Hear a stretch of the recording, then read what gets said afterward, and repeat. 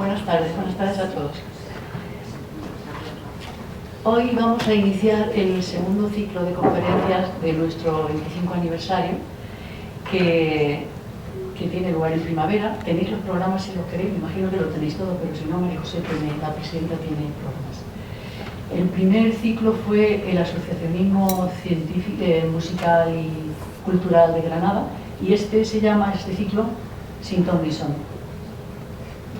Sin ton ni son es un término musical, como andamos en ello en la música, es un término musical, porque los temas de los que tratan las conferencias, que empiezan hoy y son hasta el día 11 de mayo, 5 conferencias, pues cada conferencia tiene un tema completamente diferente y no hay un hilo conductor de todas las conferencias. Entonces se llama Sin ton ni son, decidimos ponérselo así.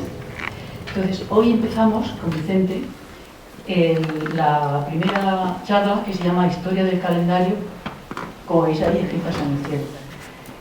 Para mí es muy fácil presentar a Vicente, esta gran persona, gran científico y amigo.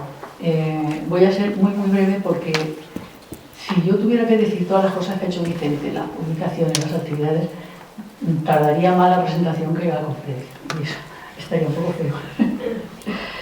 Entonces, Vicente es granadino, él le gusta decir que es de La Vega, granadino de La Vega, le gusta decir eso. Es licenciado en Ciencias Físicas en la Complutense y graduado en Florida, en Estados Unidos. Ha sido profesor y luego catedrático de Física y Química, ha sido técnico en Astronomía y Actividades Educativas del Parque de las Ciencias y desde antes de que esté abierto el Parque de las Ciencias. Tiene innumerables publicaciones, libros, comunicaciones en congresos, cursos, talleres, conferencias. Ha sido vicepresidente de la Asociación para la Enseñanza de la Astronomía.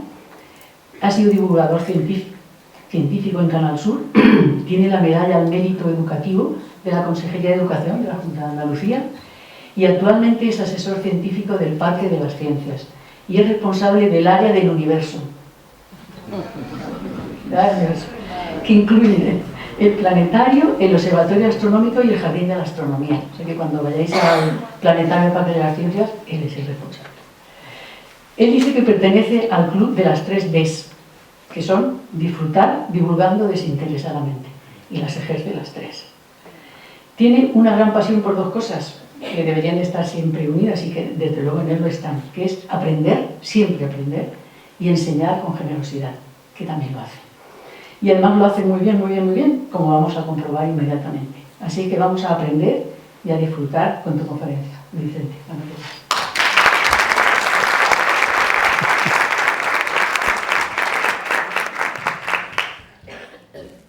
Muchísimas gracias, Eliana. Ha hecho una presentación preciosa. Creo que la mejor que me han hecho nunca. Y quiero sobre todo dar las gracias a la Asociación de Amigos de la Orquesta Ciudad de Granada por haberme invitado a dar esta conferencia.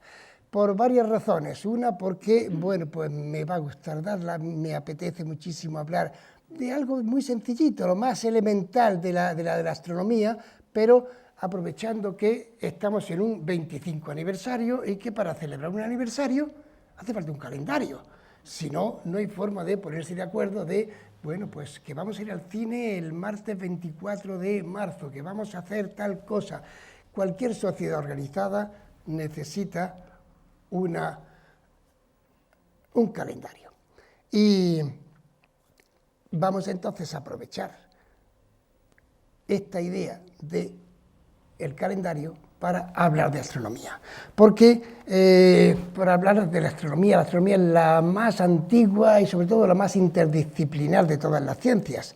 A la astronomía se puede llegar a través de la física, por ejemplo, cuál es la energía que producen todas las estrellas, o desde las matemáticas, cuáles son las órbitas que siguen los planetas, o las estrellas, o las galaxias, o incluso cada uno de los trocitos pequeñitos de los anillos de Saturno, o desde la química, de qué están compuestas esas estrellas o esos cometas, ese polvo del cometa, de qué está compuesto, qué materiales tiene, qué moléculas hay ahí, o desde incluso la literatura, por ejemplo. Ahí tenemos, gracias a el Palacio de los Condes de Gavia tenemos este puntero, esa es la estrella Sirio, este es Orión. Fijaos bien, la cabeza es estos 3 estrellitas, las 2 estrellas de los hombros, el cinturón, la espada, los 2 pies. Por aquí con más oscuridad se podría ver la maza, el escudo. Bueno, lo que me interesaba era que tenemos aquí la constelación de Orión y ahí a Sirio. Por cierto, esa estrella, Betelgeuse, lo veremos luego en otra imagen más detallada, es una gigante roja que está ahora mismo variando su brillo. Siempre ha brillado muchísimo más que esta otra del hombro izquierdo, y sin embargo ahora está brillando menos incluso. Eso es cuestión de que, como es una estrella muy vieja, está ya en los últimos estertores y parece claro que de aquí a 100, 200 millones de años va a morir. Podría ser a lo mejor mañana y tendríamos la explosión de una supernova, pero lo más probable es que le pasen unos cuantos cientos de millones de años todavía. Bueno, pues hablando de Orión, por ejemplo, quería leeros pues algo muy antiguo en literatura, de los planetas, de los trabajos y los días de Hesiodo, que nos dice, por ejemplo, cuando Orión y Sirio lleguen a la mitad del Urano, del cielo, y cuando Eos, la de los dedos rosados, mire a Arturo, otra estrella, oh Perses, guarda tus uvas en tu morada y exponlas a la luz y que guárdalas luego en la bodega y tal y cual. Pero en otro momento dice, por ejemplo, cuando las Pléyades, las Híades y la fuerza de Orión hayan desaparecido, acuérdate de que ha llegado el momento de labrar y así será consagrado todo el año a los trabajos de la tierra. Ya tenemos aquí un calendario agrícola naturalmente, pero desde la antigüedad tenemos un calendario, ya lo veremos, escrito en el cielo y guiado por las estrellas. Hay muchos otros signos que es lo que queremos ver. Hablando de literatura, no me resisto a leeros unos cuantos trocillos de unos poemas de Lorca, volviendo mucho más a la actualidad. Este es de 3 estrampas del cielo, del año 1923, y dice, las estrellas no tienen novio, tan bonitas como son las estrellas. Es más largo. Pero de la suite de la Osa Mayor dice, da tristeza ver el carro sin aurigas ni caballos. Sobre el negro cristalino, ¿qué harás cuando tengas carro con la lluvia de los tiempos, tus luceros oxidados? Y ahí me empezó a dar luceros oxidados, se pueden oxidar las estrellas, envejecer. Pero es que me encuentro con enseguida otros poemas como el siguiente. La estrella vieja cierra los ojos turbios. La estrella nueva quiere azular su sombra. Y resulta que las estrellas nuevas, las estrellas jóvenes, son azules. Y entonces uno empieza a pensar, ¿podría tener Lorca idea de la evolución de las estrellas y saber que las estrellas viejas explotan y que las estrellas nuevas son azules? Y me puse a buscar en la revista Residencia, de la Residencia de Estudiantes, no estaba editada todavía en esas fechas del 23, pero sí en los años 30, y me encontré con que hay montones de artículos a la par de ciencia y de cualquier otra actividad humana, cualquier otra, es decir, que en aquel momento no había esa separación que tenemos ahora tan tonta de ciencias y letras, o peor todavía, humanidades, cuando la ciencia, si no es humana, ¿qué es? Las humanidades son la ciencia, el conocimiento que hemos adquirido por nosotros mismos. Lo contrario de las humanidades es la verdad revelada por Dios, pero la ciencia evidentemente es pura humanidad. Bien, pues me encontré con que había artículos de conferenciantes que habían pasado por la residencia, por ejemplo de Arthur Eddington, el mejor astrónomo de aquellos momentos, y en el que estaba ya trabajando sobre la evolución de las estrellas. Y entonces me encuentro con este otro que dice, una bomba en cada constelación. Así piensa aquella estrella huraña que tiene la luz muerta.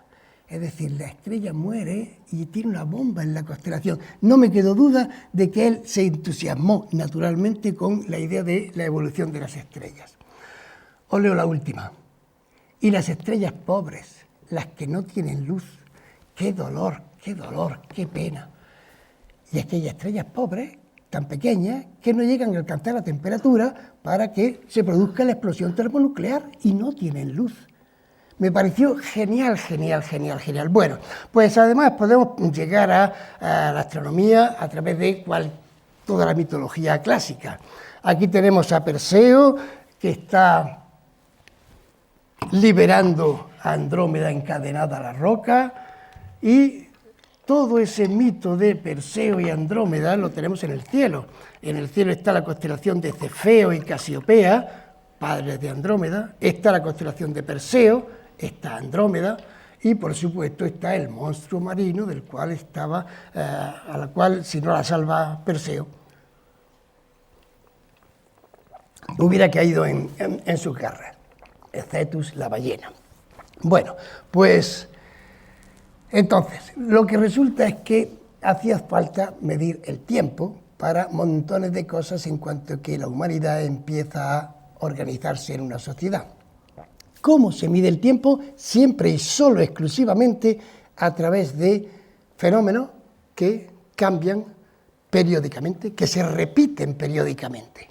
Hoy día utilizamos pues las vibraciones de una de las vibraciones del átomo de cesio y tenemos lo que se llama el segundo atómico. Pero en aquella época tenían que buscarse otros fenómenos que fueran regulares y periódicos para poder medir esos tiempos. ¿Cuáles pudieron ser esos primeros cómputos del tiempo? El primer ciclo periódico que es evidente es el día, naturalmente. Entonces ahora seguimos regidos por el día y la noche. Bueno, ya no vemos los atardeceres, como no sea que tengamos uno tan espectacular como este, pero contar días es tediosísimo. 1, 2, 3, 4, 5, 10, se nos sacaban los dedos de las manos. Si contamos los dedos de los pies ya tenemos 20, pero cuando llegamos a 100, 400, 500 días, ni siquiera sabemos si tenían idea de números tan grandes. Hacía falta un ciclo mayor, un ciclo de más tiempo para poder organizarse en algo que se pareciera a un calendario. Y aquí tenemos este hueso encontrado en Dordoña de hace unos 30.000 años. Como todo lo que es arqueoastronomía, no podemos estar seguros de nada, porque estamos interpretando algo de hace 30.000, 20.000, 7.000 años con las ideas actuales, y es muy fácil guiarse por lo que uno piensa ahora. Pero la verdad que ahí es difícil no pensar que está haciendo una secuencia de días con las fases de la luna. De modo que va llegando la luna creciente, llega la luna llena, va decreciendo, vuelve otra vez la luna llena. Parece muy fácil interpretar que ahí empiezan a tener un calendario en el que el ciclo lunar va siendo la clave. Y es que, claro, el ciclo lunar es... Esto está sonando mucho, no sé si se puede apartar un poco más. Si sigue pitando un poco me avisáis y lo voy apartando. La luna es el astro más cambiante que tenemos en el cielo.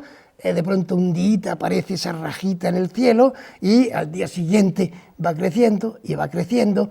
No me puedo no parar aquí para deciros que mirar la luna no hace falta un telescopio, con unos buenos prismáticos y fijarse en esa línea que es el terminador y que es la separación del día y la noche en la luna, porque ahí es donde la luz del sol está dando rasante en el amanecer. Y entonces el contraste entre luces y sombras es enorme y podemos ver muy fácilmente cómo van apareciendo esos cráteres de impacto, parecen volcanes, pero son todos cráteres de impacto, cómo aparece incluso un pitón central dentro de cada cráter y cómo de día en día tenemos un espectáculo distinto. Eso tenemos que hacerlo con un mapa de la luna en la mano y cada noche, mejor que cada día naturalmente, ir viendo cada uno de todos estos accidentes geográficos lunares que son apasionantes. Van apareciendo el mar de las crisis, aquí aparece un trío de cráteres que son merece la pena saber el nombre, son Alfonso, Ptolomeo y Azarquiel, nuestro Azarquiel andaluz.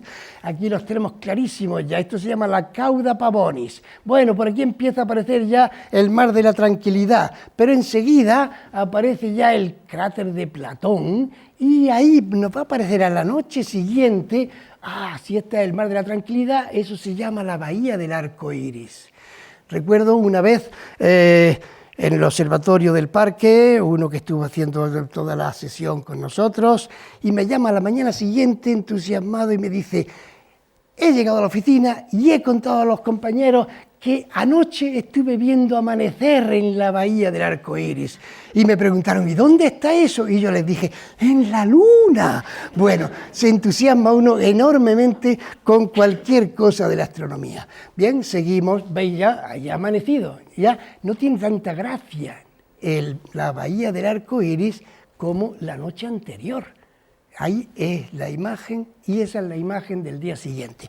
Bueno, el caso es que sigue creciendo la luna, llega la luna llena, el día más feo, más tonto para ver la luna es el día de la luna llena, porque como le está dando el sol de frente, no hay contraste, no hay sombra. Sí que se ven magníficamente estos radios descomunales, larguísimos, miles de kilómetros de material que eyectó el impacto del meteorito sobre la superficie de la Luna. Pero es el día más feo para ver la luna llena, para ver los accidentes de la Luna, es el día de luna llena. A partir de ahí va menguando, tenemos de nuevo otro paisaje distinto y bueno, un día de pronto desaparece la Luna, pero 29 días y medio después nos repite el ciclo. Tenemos un ciclo entonces mucho más largo, ya es más fácil contar por lunas.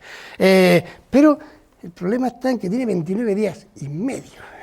Con medio día ahí cómo se encaja luego, lo iremos viendo. Entonces así aparecen los primeros calendarios lunares y pues se van contando meses.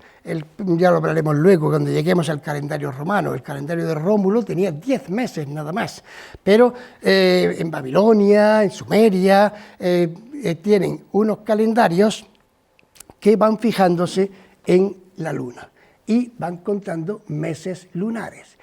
Calendarios puramente lunares solamente se conoce uno, el calendario musulmán. Ese es que va siguiendo ciclo por ciclo de la luna y por lo tanto las fiestas religiosas como el Ramadán les puede caer en primavera, en verano, en otoño, cuando sea. Es muy raro, el único calendario puramente lunar. Bien, entonces se buscó enseguida un ciclo mayor. ¿Cuál es ese ciclo mayor? Las estaciones del año.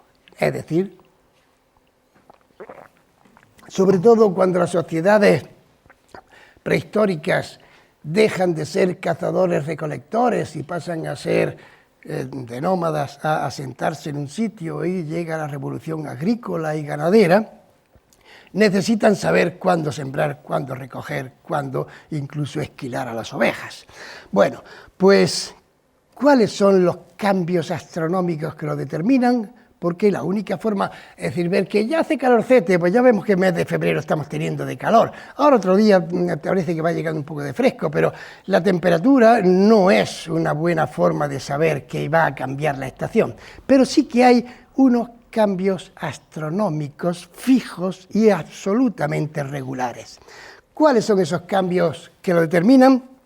Lo primero, las posiciones de Ortos y ocasos.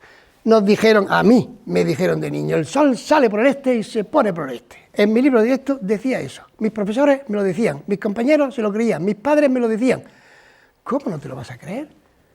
Y yo me vi en el campo y veía que un día se ponía el sol por allí, que luego en agosto se ponía por allá, pero pues será que las montañas, será que es mentira, que es que solo por término medio, 2 días al año, sale el sol por el este y se pone por el oeste.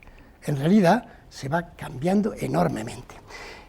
He hecho las siguientes fotos. Esto es la puesta de sol desde la terraza de mi apartamento en Almería. No veo la salida, pero sí que veo la puesta de sol. Fijaos por dónde sale el 21 de diciembre. 21 de enero. Ha pasado ahí. ¿Perdón? No, se pone. No veo la salida del sol. Me gustaría más ver la salida que la puesta, pero lo que veo es la puesta. Esto es puesta de sol. Repito entonces, 21 de diciembre, 21 de enero, se ha movido un poquito, pero 21 de febrero, una barbaridad. 21 de marzo, se nos ha ido sobre las farolas ya del puerto. 21 de abril, 21 de mayo y 21 de junio, ahí se mueve mucho más poquito. Y a partir de ahí, repite luego ya, julio, agosto, septiembre, exactamente, octubre, noviembre y diciembre. Varía nada menos que 60 grados. Es decir, que eso de que me voy para Antequera porque sale por ahí el sol, pues resulta que aparezco en Úbeda, evidentemente. Bueno, pues eso es algo que tuvieron muy claro en cuanto que estuvieron observando el cielo y observando los movimientos del sol. Hay monumentos megalíticos, el más famoso es este de Stonehenge, en donde hay alineaciones perfectas para determinar las salidas y las puestas de sol y saber cuándo es el solsticio de verano, y empieza el verano, el solsticio de invierno, y empieza el invierno, y los dos equinoccios. A partir de ahí se puede ver exactamente cómo el sol sale por un punto o va saliendo por otro. Eso, aparte de que casi seguro tenía, sí que podemos asegurar que era un observatorio astronómico, además de un templo ritual, tanto que hoy día sigue habiendo montones de gente que llega y celebra sus fiestecillas, y hemos visto a gente abrazándose a las piedras, ahora ya no, pues ya no dejan acercarse tanto, pero en fin, la mística de Stonehenge y de esas piedras megalíticas sigue teniendo un auge enorme. Asociar la astronomía y el esoterismo sigue siendo actual, desgraciadamente. Bueno, aquí tengo el disco de Nerva, que es un disco que apareció en Alemania hace unos 3000 años. Me han regalado del Parque de las Ciencias esta reproducción, que es la mitad de tamaño. Y lo que quiero señalar aquí es lo siguiente, de nuevo interpretación que puede ser correcta o no tanto. Hay varias interpretaciones. A mí la que me gusta es que esto sería la luna en cuarto creciente, esto sería la luna llena, esto serían las Pléyades, porque desde siempre las Pléyades han sido una marca para saber por dónde hay que plantar y por dónde hay que, por dónde hay que recoger cosecha. Y esto, bueno, esto podría ser la barca solar que va llevando al sol por debajo del horizonte para que aparezca al día siguiente. Bueno, eso, pura invención, pues, ¿qué visos de realidad tiene? Los tiene, simplemente visos. Pero sí hay algo muy importante. Este arco de aquí, estas láminas son de oro, esto es bronce y esto es oro. Esta lámina de oro y otra que falta, pero que está exactamente aquí, simétrica e idéntica. Y resulta que, trazando la línea de aquí a acá y de aquí a acá, y poniéndose en el centro donde se cortan esas dos líneas, me abarcan exactamente el ángulo que en esa zona de Alemania va de la salida del sol en el solsticio de verano a la salida del sol en el solsticio del invierno. Hay un solo grado de diferencia, no digo de error, de diferencia. De modo que es muy probable que esto se pudiera usar para determinar fechas del año según salidas y puestas del sol. Bien, pues en el Parque de las Ciencias, en el Jardín de la Astronomía, hay varios aparatos justamente para ver cómo se pueden establecer esas señales para un calendario. Esto es el gnomon. Gnomon significa un palo clavado en el suelo, un palo vertical. Interesa ver la sombra de ese puntito central de la estrella, no es la del Mercedes, la hemos puesto del revés para que no fuera la del Mercedes, y entonces el rayo de sol que pasa por ese punto va dando sobre toda esta superficie. Y vemos que cuando llega el solsticio de verano va siguiendo exactamente esta línea. En el solsticio del invierno va siguiendo esta línea. Las sombras son más largas porque el sol está más bajito, claro. Pero lo que interesa aquí es ver que el sol entonces sale por esa dirección, mientras que en invierno sale por esta otra dirección.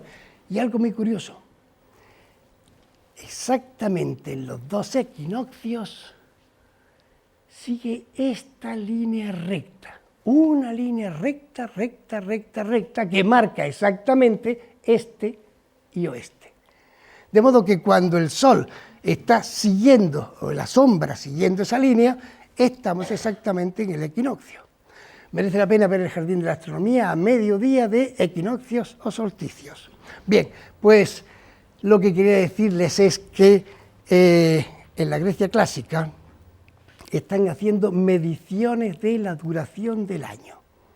Entonces, si esperan 365 días, la sombra no recorre exactamente esa línea, se mueve un poquitín y se puede ver perfectamente con este gnomon del parque.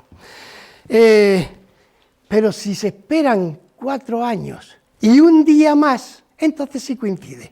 De modo que ahí tuvieron claro, aunque ya lo habían averiguado de otra forma los egipcios, que el año tenía 365 días y cuarto. Pero afinaron muchísimo más, a base de estudiar y anotar año tras año, tras año, tras año, y pasar datos a la siguiente generación, encontraron que era 365 días, 6 horas, es decir, un cuarto, y unos 11 minutos menos. No se pusieron de acuerdo en cuántos minutos menos, 8, 7, 5, 12, pero que era 6 horas y unos cuantos minutos menos. Eso tendrá su importancia para nuestro calendario actual. Bien, pues segunda variación perfectamente medible, la altura del Sol al mediodía. Y entonces tenemos en el Parque de las Ciencias el Plinkton de Ptolomeo, es un calendario, mientras que el gnomon es, además de calendario, un reloj, porque estas líneas van marcando las horas del día, pero las horas del día no nos importan para nada en un calendario. Este otro es expresamente y solamente un calendario. Una placa que está orientada exactamente norte-sur. Antes del mediodía, ese palito, que es el estilo, pues da una sombra más cortita, y entonces no llega hasta esta barra. Pero al mediodía la sombra se alarga y llega justamente hasta aquí. De modo que si la sombra está ahí, podemos coger y mirar con detalle y averiguar que este día es, vosotros no lo podéis ver desde aquí, pero es un 28 de octubre. ¿Qué pasa? Pues que cuando está el Sol muy alto, en el solsticio de verano, la sombra está aquí y entonces la altura del Sol es toda esta. Nunca en Granada está el Sol en el cenit, nunca está en la vertical. Solamente entre los trópicos hay días en que esté el Sol en la vertical. Bien, mientras que cuando estamos en el solsticio de invierno, entonces la sombra viene a parar acá y tenemos una altura del Sol mucho más pequeña. Bien, pues eso lo podemos ver mejor todavía con este otro aparato que le llamamos los recorridos del Sol. Este es muy agradable.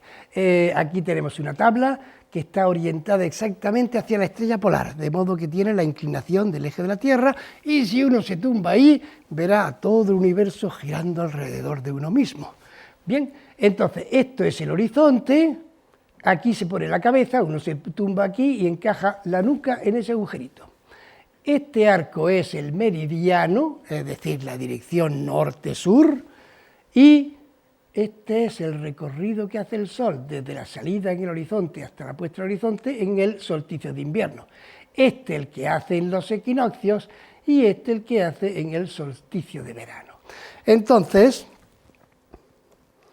si nos tumbamos ahí y estamos en este solsticio de invierno, la sombra del arco nos va a dar en los ojos, de modo que ese día no nos va a deslumbrar el Sol, porque ese arco nos va a estar tapando el Sol durante todo el día.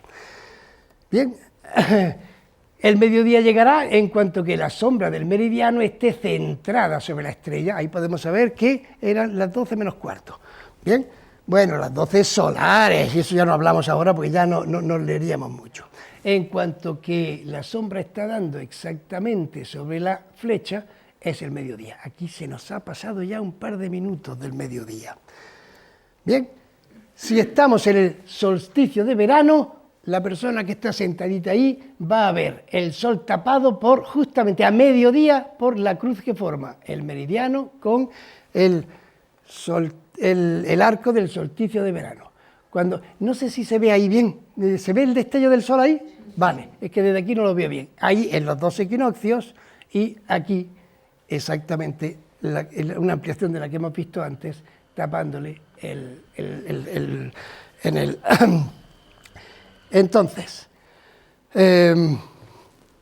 antes de eso, y casi me vuelvo entero a que veamos todo esto completo. El anterior incluso mejor. Es algo muy elemental, pero yo me quedo sorprendido cuando le preguntaba a mis compañeros en el instituto de cualquier asignatura, ¿cuándo estamos más cerca del sol, en verano o en invierno? Y la respuesta unívoca era, pues en verano.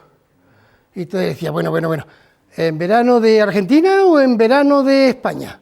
Porque cuando es verano aquí, es invierno en Argentina. Y en este modelito de Sol, Tierra y Luna, la Tierra y la Luna están proporcionadas de tamaño, pero no de distancias. A este tamaño de Tierra tenía que estar más allá de la Plaza del Carmen. De modo que en un puntito perdido, lejísimos del Sol, a la misma distancia está Argentina, que aunque el eje de la Tierra está inclinadito, Argentina y España van a estar a la misma, los 150 millones de kilómetros del Sol. De modo que no puede ser que los inviernos y veranos dependan de estar más cerca o más lejos del Sol, en absoluto. El día, de hecho, que estamos más cerca del Sol ahora es el 3 de enero. ¿Qué es lo que pasa? Y aquí en este se ve muy bien. ¿Qué pasa en el solsticio de invierno? Pues que tenemos el sol bajito, nos da de refilón, no calienta mucho, pero además las horas de día son nada más que estas. Mientras que en el solsticio de verano el sol nos va dando no de plano, pero casi, y las horas de sol son todas estas. Tenemos que tener muchísimo más calor, evidentemente. De modo que la explicación de las estaciones del año no tiene nada que ver con la posición de la Tierra alrededor del sol, sino con la posición de la inclinación del eje de la Tierra. Pues seguimos adelante, que si no nos vamos a entretener demasiado. La tercera cuestión que nos marca el calendario entre las estrellas. Y lo podemos ver bien en este modelo de Sol, Tierra y Luna. Es muy bonito, si nos vamos girando, la Luna va girando alrededor, hace efectivamente 12 lunaciones y un poquito más, porque claro, no coincide el número de lunaciones con el año. Y si os fijáis en algo muy importante, este es el eje de la Tierra, la estrella polar está de ahí para arriba, y no está bien orientado porque me daba igual en la sala, pero según este modelo ahora mismo la estrella polar estaría allí. Fijaos bien que aunque la Tierra va girando alrededor del Sol, ese eje sigue apuntando exactamente al mismo sitio, de tal forma que la estrella polar permanece fija en el cielo a lo largo de años y años. No milenios, pero sí años y años. Bueno, aquí estábamos de día y aquí a la otra parte del Sol es de noche. De modo que en este momento, en esta posición, los habitantes de la Tierra pueden ver las estrellas que están aquí y no las que están allá. Pero un mes después, la Tierra está aquí y ya hemos perdido estrellas de por allí y las estrellas que vemos de frente son esas. A lo largo de todo el año vamos viendo un cielo distinto porque vamos teniendo por la noche un fondo de estrellas distinto. El fondo de estrellas es más difuso, pero había algo mucho más fácil de ver. No más fácil, pero sí mucho más puntual. Visto desde la Tierra, el Sol está ahora mismo frente a aquella constelación y un mes después está frente a esta constelación. no va a estar frente a aquella, ni a aquella, solamente las que están en el plano de giro de la Tierra alrededor del Sol. Eso es lo que se llama la eclíptica, y a las constelaciones que están en ese plano se dividieron en 12, a cada una se le adjudicó un mes y un signo zodiacal. De ahí sale la idea del zodíaco. De modo que el zodíaco es un verdadero calendario escrito en el cielo.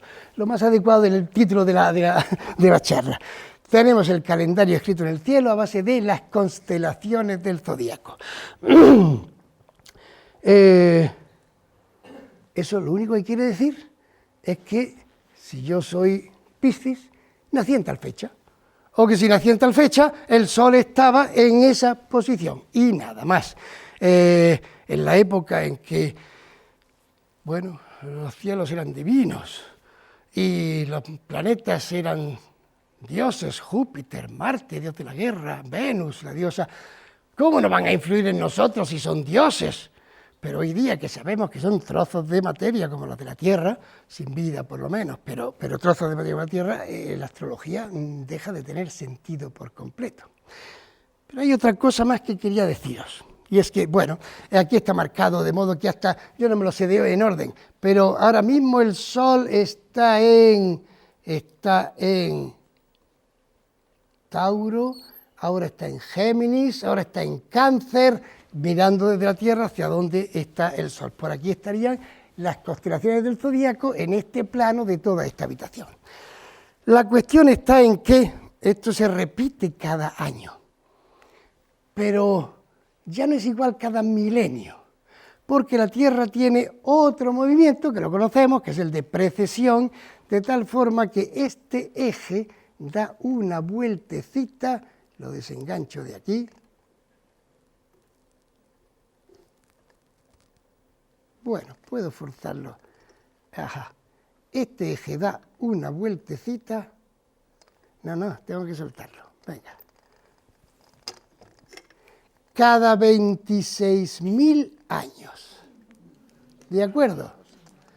Entonces, cambian las estrellas que se ven. No cambia el plano. El zodíaco sigue estando en los mismos, pero no en las mismas fechas. Y en los 2000 años desde que Ptolomeo escribe su tetrabiblos y habla ya de la astrología y establece los signos del zodíaco y las fechas correspondientes, han pasado 2000 años. 2000 años no llega a ser en la 12ª parte de los 26.000, pero la 12ª parte, serían 24.000 años. Estamos muy cerca de cambiar por completo de signo, de modo que prácticamente todo el mundo, y el que se cree que es Aries, es Piscis. Evidentemente, cuando nacimos, el Sol no estaba en la constelación que dicen los horóscopos, sino en la anterior. Así que ya vais cambiando de idea todos los que... Bueno, quería decirlo porque conviene decírselo a la gente y que lo sepa, que eso de los horóscopos está muy bonito y que además es historia de la humanidad y no hay que olvidarlo, pero pensar que tiene algo de realidad es algo absurdo por completo. Así que esa es la forma de tener el cielo el calendario bien escrito en el cielo. Entonces, ahí tenemos una esfera almilar, se reproducía en montones de sitios. Esta es la más grande que he encontrado para la foto. Está en una escultura en Santander y bueno, pues la Tierra en el centro, naturalmente, y esta es la eclíptica por donde va moviéndose el Sol y se ven Tauro, Géminis, Cáncer, Leo, los signos del zodíaco. Las esferas almilares eran muy populares y siguen siendo algo muy bonito para tenerlo de exposición.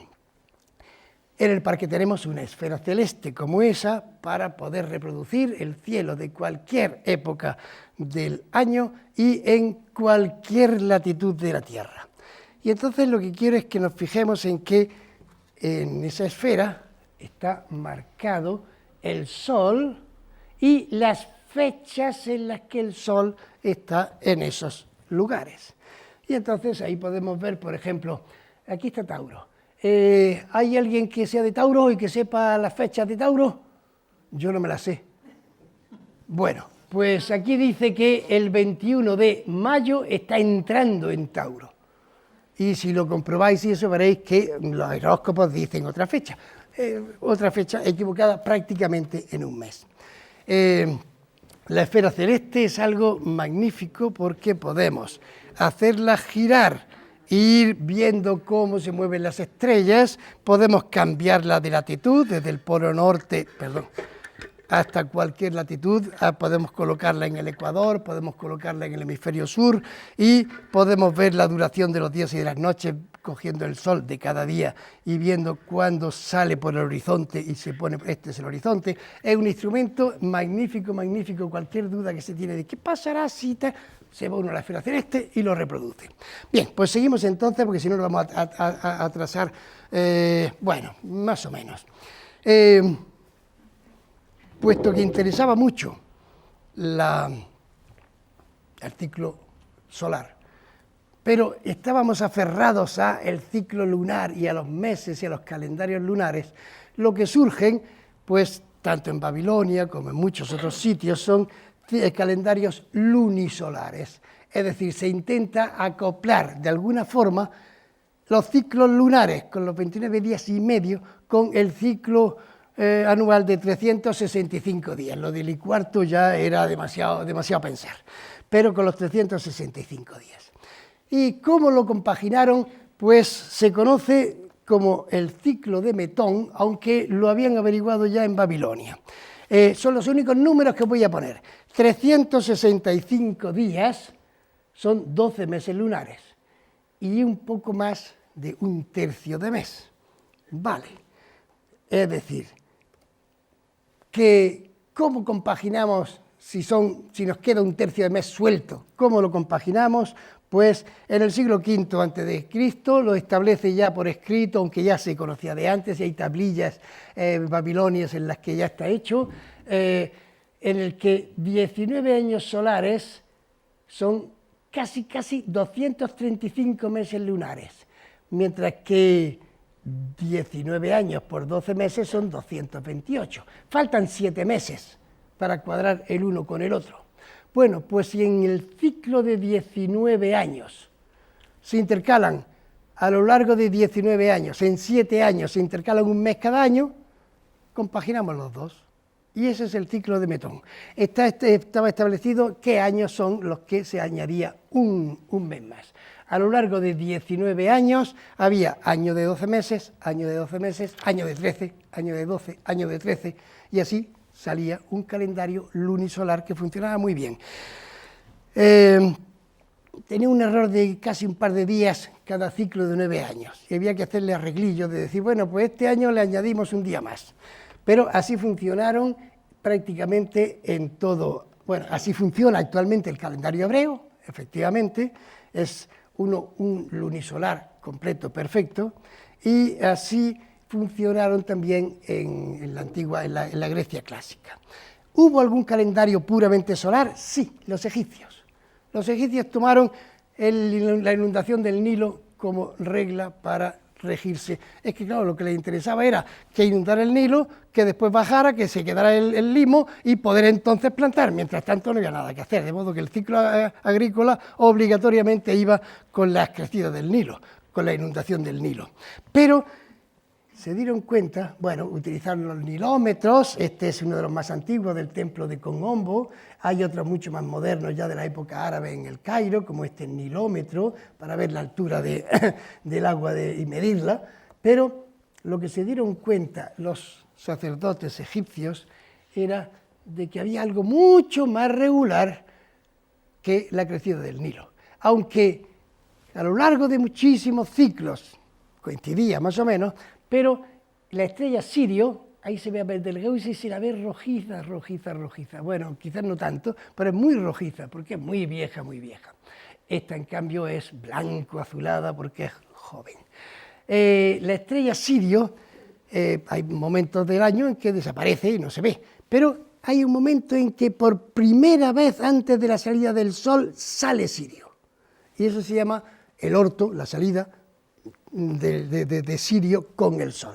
Y eso vieron que era muchísimo más regular que las crecidas del Nilo.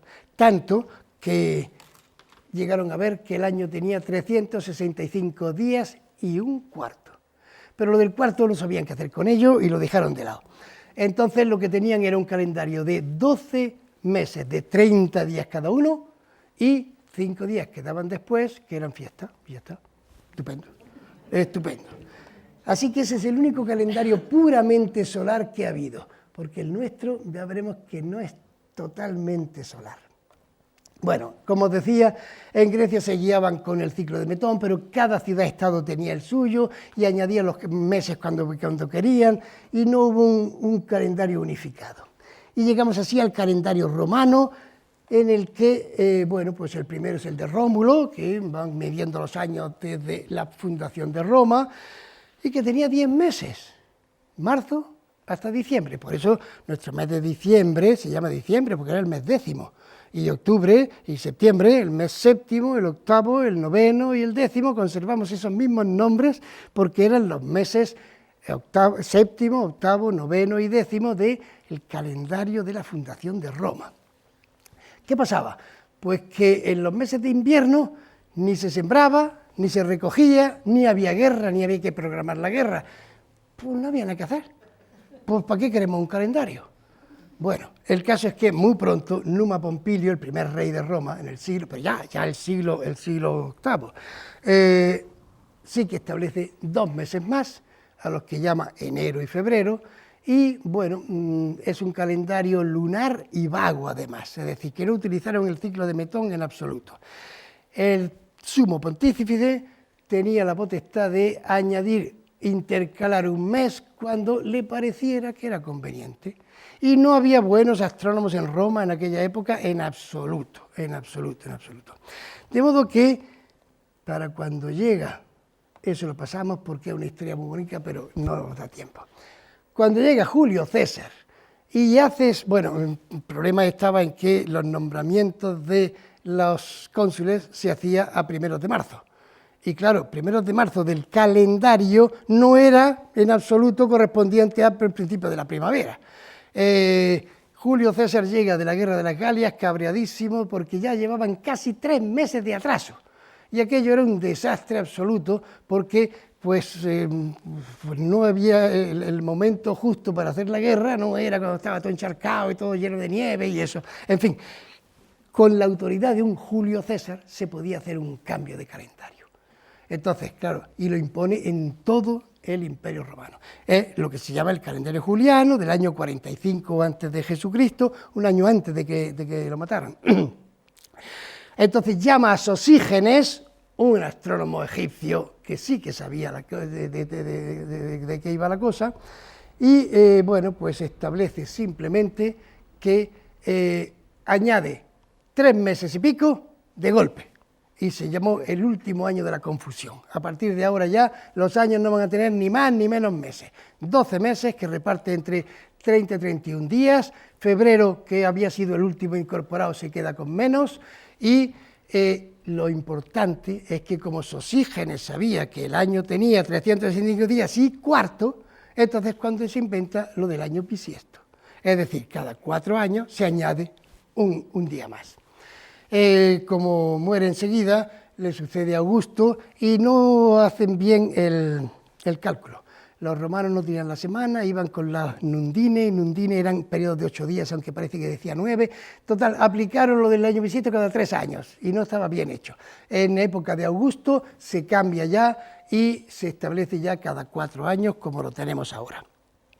Pero, en honor a Julio, se le llama al mes quintilis, es decir, el quinto mes, se le llama mes de julio. Y el Senado decide que pues, el siguiente mes que se llame Augusto, de modo que de ahí viene lo de Julio Augusto. Lo que sí me ha intrigado ha sido el que tengan 31 días seguidos, julio y agosto, que no pasa en todo el calendario. Desde niño me chocaba aquello y trataba de averiguar qué días era, qué meses tenían unos más días, y había que el estribillo de 30 días trae septiembre con abril, mayo y noviembre. 28 solo uno y los demás 31, pero ya los demás, ¿y cuáles eran los demás? A mí no me servía esa regla porque además me liaba. Pero la regla de los nudillos, ahí te veo haciéndola. La regla de los nudillos sí que me servía. Enero, febrero, marzo, abril, si es nudillo para arriba tiene 31, si es para abajo tiene 30 o febrero 28. Y ahí, claro, es que va enero, febrero, marzo, abril, mayo, junio, julio y vuelves al nudillo agosto, los 2 días con 31. Hay una historia muy graciosa, muy bonita, que a mí me encantó cuando lo oí, y es decir, bueno, pues lo que pasa es que en el Senado, para que agosto no fuera menos que julio, si julio tenía 31, pues a agosto le damos 31. Y entonces se lo quitamos al último de la calle, que era febrero, y se queda con 28. El bisiesto se quedará con 29, se va compensando. Lo que pasa es que no hay ningún dato histórico de que eso sea verdad. Se queda en que, si no nevero, è ben trovato, pero no nevero. Bien, pues terminamos ya, nos quedan todavía 10 minutillos, 5 no, hemos empezado un poquito más tarde, creo que voy aceptablemente bien. Se tropieza aquí ahora con la fecha de la Pascua cristiana. En el siglo III, ¿cuándo es cuando Constantino hace que todo el Imperio Romano... sale en la diapositiva siguiente. Bueno, todo Constantino... obliga a convertirse al cristianismo a todo el Imperio Romano, y resulta que en cada parte del imperio estaban celebrando la Pascua de Resurrección en fechas distintas. Y entonces, aprovechando el concilio de Nicea, que convoca a Constantino, año siglo IV, efectivamente, lo importante del concilio de Nicea era condenar al arrianismo, pero se trató de la fecha de la Pascua. Y allí se decidió, año 325, que se iba a celebrar a la forma de los alejandrinos, los de Alejandría. Y eso consistía en que la primavera entra el 21 de marzo, y obligatoriamente, el 21 de marzo entra la primavera. Y la Pascua de Resurrección será el primer domingo después de la primera luna llena, después de la entrada de la primavera. En lo de la luna llena estaba claro, es decir, Jesús entra en Jerusalén para la Pascua judía, que es la luna llena de primavera. Entonces, en vez de celebrarlo el mismo día de luna llena para no coincidir con la Pascua judía, pues se hace el primer domingo después, que es el día que se dedica, ya Constantino ha instituido la semana que venía de los judíos, pero que la introduce como los cristianos en el calendario, y entonces resulta que tenemos entonces unas fiestas movibles, porque la luna llena puede coincidir el día antes del 21 de marzo. Entonces el 21 de marzo entra la primavera, y si el 22 es domingo, ya tenemos la Pascua de Resurrección. Pero como entre al día siguiente, se nos atrasa un mes y un piquillo, depende también del pico de la semana para el domingo, ¿de acuerdo? Así que nosotros en realidad tenemos un calendario puramente solar en lo civil, como todo el mundo, y un calendario lunar, más bien solilunar, para todas las fechas religiosas, de modo que eso es lo que nos determina la Cuaresma, el Adviento no, pero nos determina la Cuaresma, nos determina el miércoles de ceniza, la Semana Santa, Pentecostés y el Corpus Christi, que en Granada nos interesa. Entonces es siempre un fastidio, porque ¿qué fecha cae este año el Corpus Christi? Y eso no lo dice más que buscando en un calendario que esté escrito y ya está. Así es que es mucho mejor un calendario puramente solar que uno lunisolar. Pero no hay quien cambie eso, ni creo que lo cambiemos nunca. Napoleón sí que hizo un calendario puramente racional, de meses de 30 días, no había semanas, sino periodos de 10 días, todo decimal, y duró lo que la Revolución Francesa, se acabó enseguida. Bueno, pues, cuando empezamos a decir que es la era cristiana, o el Anno Domini, eso también viene de un monje, se le conoce solamente por eso, Dionisio el Exiguo, siglo VI, antes de Jesucristo, que hace sus cálculos según datos, que no se sabe qué datos eran, y él encuentra que Jesús había nacido 531 años antes, y entonces ahí pone la fecha de la era cristiana. estamos seguros de que se equivocó, porque hoy día seguimos sin saber cuál es la fecha exacta, pero que se equivocó a lo mejor en 3 años arriba, 3 años abajo. De modo que la idea de que estamos en el año 2020 nos viene por Dionisio el Exiguo, porque si no podíamos estar en el 23 o en el 17. Bien. Y volvemos entonces a aquellos dichosos 11 minutos menos un poquito. ¿Importan tanto 11 minutos al año? Nos cogemos un siglo, 100 años y son 18 horas, casi un día. Como lleguemos a 400 años, tenemos 3 días que no hemos puesto. Así es que la fecha de Pascua estaba celebrándose en fechas que no eran las correctas. Y como sí que había monjes y astrónomos simultáneamente, había ya Bena el Venerable diciendo que esto no puede ser, que estamos celebrando la Pascua cuando no es la Pascua, que esto no es todavía la primavera, que aunque diga 21 de marzo, que no ha llegado la primavera todavía.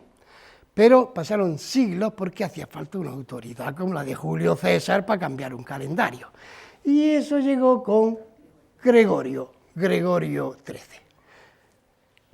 Gregorio XIII toma cartas en el asunto y dice: esto hay que arreglarlo, porque es que ya llevaban 10 días de retraso, 10 días que se habían comido y que había que poner de alguna manera. Bueno, se lo encarga también al mejor astrónomo de aquella época, uno de los mejores, Clavius, y se hace la Comisión Pontificia, que se reúne en septiembre de 1580, y ahí veis a Clavio y con sus signos del zodiaco, naturalmente, y entonces se hace la reforma gregoriana, que es la que actualmente usamos. Nuestro calendario actual es el calendario gregoriano. Solución: que el día 4 de octubre de ese año, me parece que era martes, tendrá como día siguiente el miércoles, la semana la respetan, el miércoles, pero en vez de 4 ni 5, el 14. Al 4 de octubre, ¿he dicho antes septiembre? No, al 4 de octubre, o sea, un mes después de la reforma, al 4 de octubre le siguió el 14 de octubre, es decir, saltaron 10 días completos. Y de ahí viene la historia de que Santa Teresa muere el 4 de octubre y la entierran al día siguiente, 15. Ah, claro, tú lo sabes mejor que nadie, se llama Teresa. Así es que viene también cosas como que en el orbe católico se aceptó inmediatamente ese calendario gregoriano, pero los anglicanos dijeron que no, los ortodoxos dijeron que no. En Rusia se acepta cuando por fin llega la Revolución Soviética, en China con Mao, de modo que hoy día es el calendario en todas partes, hay calendarios para celebraciones distintos, pero el calendario oficial, el que sirve para el comercio sobre todo, es el calendario gregoriano. Y bueno, pues se puede ver, por ejemplo, que Cervantes y Shakespeare murieron el mismo día de su propio calendario, pero había, me parece que 10 días de diferencia entre el día de verdad que se murieron. Bien, pues hemos llegado ya así al final de nuestro calendario. Tenemos, ahora que nos regimos por el tiempo atómico, podemos medir segundos, es decir, trillonésimas de segundo. Lo de acto es nuevo, bueno, nuevo, relativamente nuevo, pero lo de femtosegundos aparece en todos los autobuses de cirugía láser con femtosegundos. Femtosegundos es un poquito menos todavía que el acto segundo, pero de esta forma, trillonésimas de segundo podemos medirlas. Y a base de que, como las vibraciones de un isótopo del átomo de cesio, pues cuando da 9.000 millones de vibraciones es un segundo, pues eso se llama el segundo atómico, y eso es mucho más fiable que la rotación de la Tierra del día y la traslación de la Tierra alrededor del Sol. Con lo cual, de vez en cuando, pues incluso cuando hay un terremoto muy fuerte, cambia un poco la forma de la Tierra, y entonces la Tierra pega un aceleroncillo o un frenazo y se nos va un quinto de segundo. Cuando pasa varias veces, pues se nos va un segundo. Y de vez en cuando la oficina del tiempo, la oficina universal, me parece que se llama, del tiempo, anuncia que esta noche a las 12 se añade un segundo al calendario. nadie nos enteramos ni nos hace falta. Porque nuestro calendario, salvo esos segundillos que de vez en cuando se añaden, está bien ajustado hasta el año 4900 y pico. En el 4900 y pico nos equivocamos en un día. Creo que hay una solución muy sencilla que podemos adoptar aquí ahora mismo. El año 4000 le toca ser bisiesto. Si lo decidimos ahora mismo, el año 4000 no será bisiesto y lo tenemos arreglado. ¿De acuerdo? Pues que nos acordemos en su momento. Y ya quiero terminar. Dime. Perdona, es que no han mencionado que el Papa Gregorio suprime un bisiesto cada año. ¡Ah! Importantísimo. Las reglas eran añadir 10 días de golpe al calendario y suprimir. Claro, si seguimos con los mismos bisiestos cada 4 años, teníamos el mismo error para en adelante. Perdón, gracias. Lo que hace es suprimir 3 bisiestos cada 400 años. Es decir, que los siglos, los finales de siglo, que terminan, que no son múltiplos de 4, no serán bisiestos.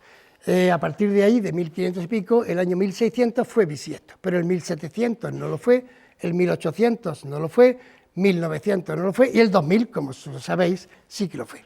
Pero acordaros también, el 2100 no será bisiesto, ¿de acuerdo? Tenerlo en cuenta, ni el 2200 ni el 2300, al 2400 nos volverá a tocar. Y quiero terminar con algo que es muy curioso, porque los días de la semana también están en el cielo.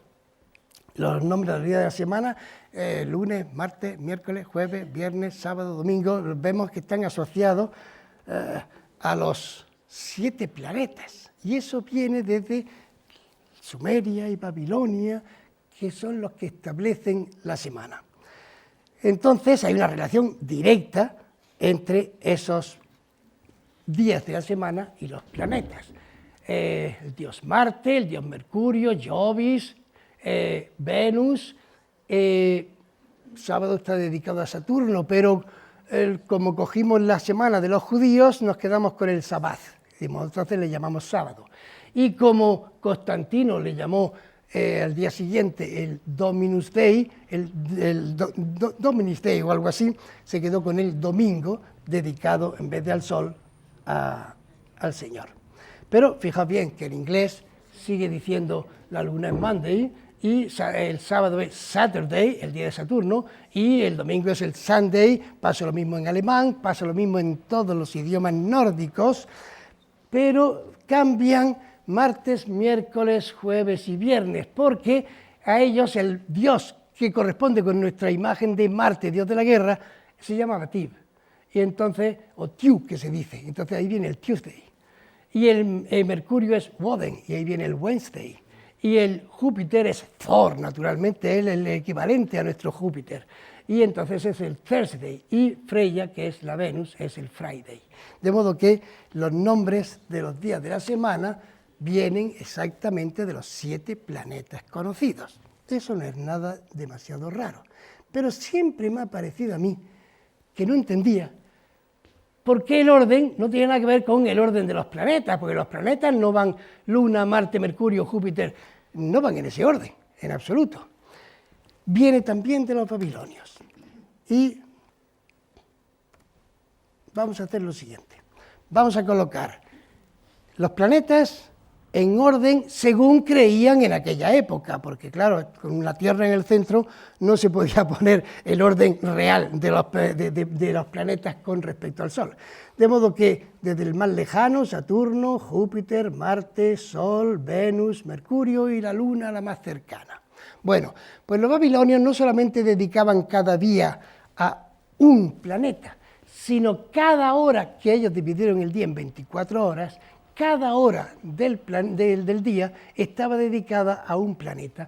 Si empezamos por la Luna, la primera hora está dedicada a la Luna, la segunda a Saturno, la tercera, la cuarta, cuento más rápido, 5, 6, 7, 8, 9, 10, 11, 12, 13, 14, 15, 16, 17, 18, 19, 20, 21, 22, 23 y 24. La última hora del lunes estaba dedicada a Júpiter, luego la primera hora del día siguiente estaba dedicado a Marte.